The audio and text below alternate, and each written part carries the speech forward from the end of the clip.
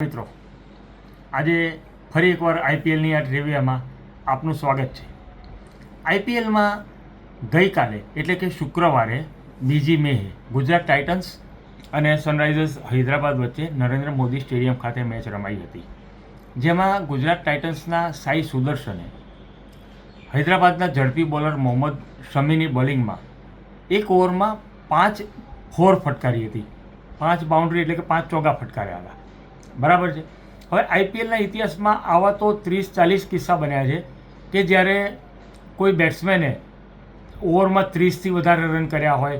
Chris ગેલે 2 વાર 5 sixer ફટકારી હતી એક જ ઓવરમાં, તો રિંકુ સિંઘે એક જ ઓવરમાં 5 સિક્સર ફટકારી હતી. પરંતુ એક જ ઓવરમાં 5 ચોગ્ગા ફટકાર્યા હોય તેવું ક્યારેય બન્યું નથી. હા, સિક્સર ને ચોગ્ગા બંને ભેગા કરીને ઘણીવાર બન્યું હશે, પણ એક જ ઓવરમાં કોઈએ 5 ચોગ્ગા ફટકાર્યા હોય તેવું આ પહેલીવાર બન્યું છે. બીજી એક રસપ્રદ વાત, આ મેચમાં ગુજરાત ટાઇટન્સે 200+ સ્કોર કર્યો.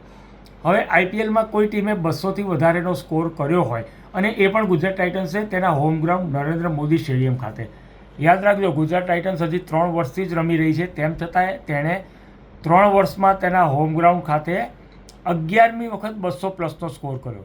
જ્યારે મુંબઈ ઇન્ડિયન્સ 2008થી અને હૈદરાબાદ તેના હોમ ગ્રાઉન્ડ ઉપર 2008થી રમે છે, તેમ છતાં 17 વર્ષમાં તેઓએ 11 વખત એમના હોમ ગ્રાઉન્ડમાં 200 રનનો સ્કોર કર્યો છે, જ્યારે ગુજરાત ટાઇટન્સે 3 જ વર્ષમાં કર્યો.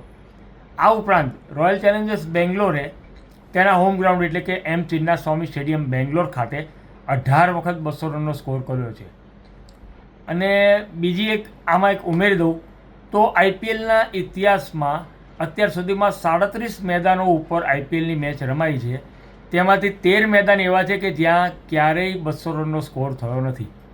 બોલો, મજા પડી ગઈ ને? Thank you.